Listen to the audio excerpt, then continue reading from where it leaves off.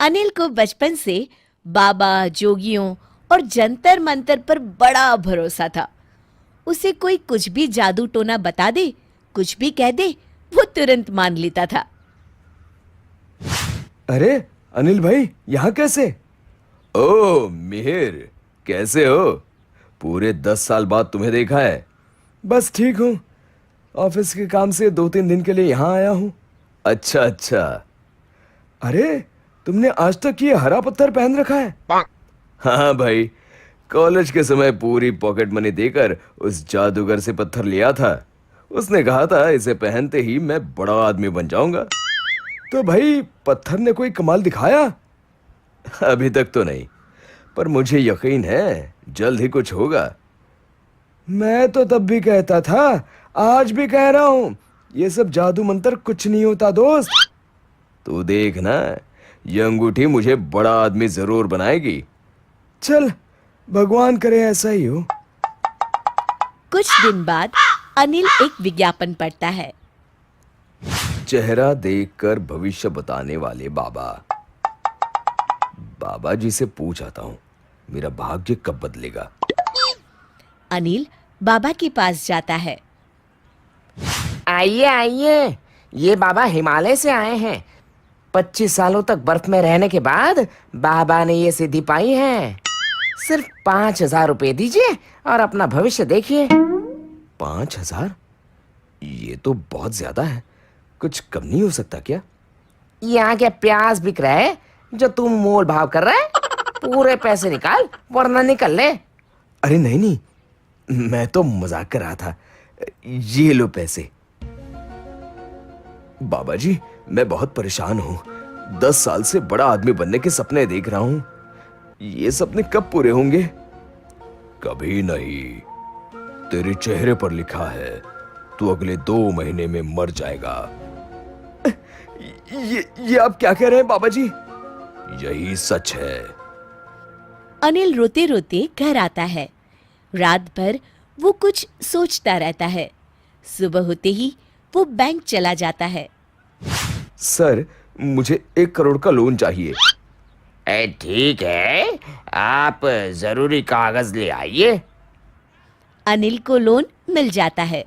अगले दिन बानी, ये लो तुम्हारे नए बंगले की चाबियां। अब तुम्हें इस छोटे से घर में रहने की कोई जरूरत नहीं है। क्या बात कर रहे हैं जी? हाँ, सही कह रहा हूं।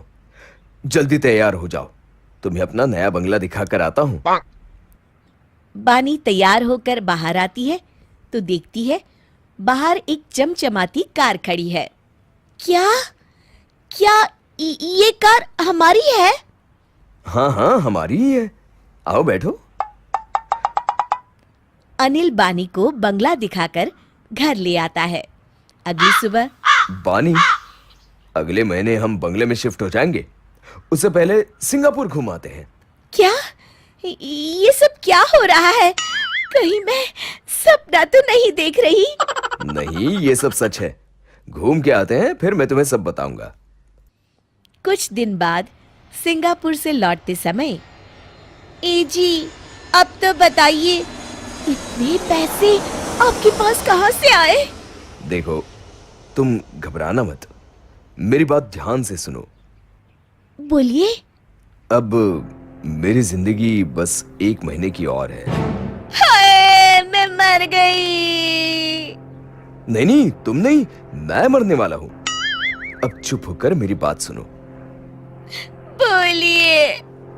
मैंने 1 करोड़ का लोन लेकर तुम्हारे लिए गाड़ी और बंगला लिया है। तुम्हें सिंगापुर भी घुमा दिया। मैं मर गया तो लोन नहीं चुकाना पड़ेगा। मैं तो जा रहा हूं, पर मैंने तुम्हारे ऐशो आराम की व्यवस्था कर दी है। पर आप क्यों मर रहे हो? मुझे एक बहुत बड़े बाबा जी ने बताया है कि मैं मरने वाला हूं। अच्छा, जाने से पहले अगर मेरे सोने की कंगन।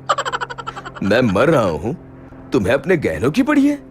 देखो जी, आप तो मर जाओगे, मुझे तो जीना पड़ेगा ना। इसी सोसाइटी में सबके साथ बिना कंगन पहने रहना।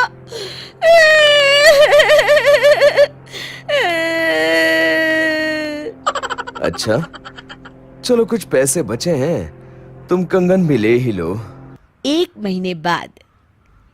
ये बंगला तो बहुत सुंदर है जी। मुझे क्या, मैं तो अब मौत के दिन गिन रहा हूँ। गिनने की कोई जरूरत नहीं, मुझे सब याद है।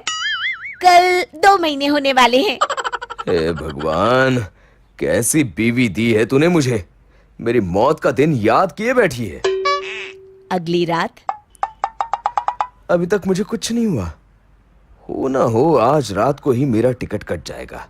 अब कहाँ जाने की टिकट कर रहे हैं जी? मैं भी चलूंगी। चल, मरने जा रहा हूँ, तू भी चल। ओह, अच्छा अच्छा, नहीं नहीं नहीं, मैं तो यूं ही कह रही थी। हे भगवान, मैं मरना नहीं चाहता, कुछ करो प्रभु। मेरे कंगन वापस मत लेना, बाकी इनकी प्रार्थना सुन लो भगवान। अगली सुबह मियाँ बीवी खुशी से नाचने लगते हैं। तभी फोन की घंटी बजती है। जी, हम लेना देना बैंक से बोल रहे हैं। आपकी पहली किश्त 1 लाख रुपए अब तक नहीं आई है। आप जल्दी कीजिए वरना हमें पुलिस भेजनी पड़ेगी। हाय राम, ये तो मैं भूल ही गया। अब क्या होगा, कहां से लाऊंगा इतने पैसे? 1 लाख देने होंगे? इससे तो अच्छा आप। अरे भगवान, चुप हो जा। मैं आज ही एक गाड़ी, बंगला, गहने बेचकर सारा का सारा लोन चुकाता हूँ और उस बाबा को हिमालय वापस पहुंचाता हूँ। कितने सालों से इन बाबाओं ने मुझे मूर्ख बना रखा है। आज समझ आया, ये सब फालतू की बातें हैं। सच कहते हैं, जान बची तो लाखों पाए। आपकी जान बच गई, पर मेरे कंगन तो चले गए ना। हाय मेरे कंगन। शिक्षा। मेहनत का कोई विकल्प नहीं होता।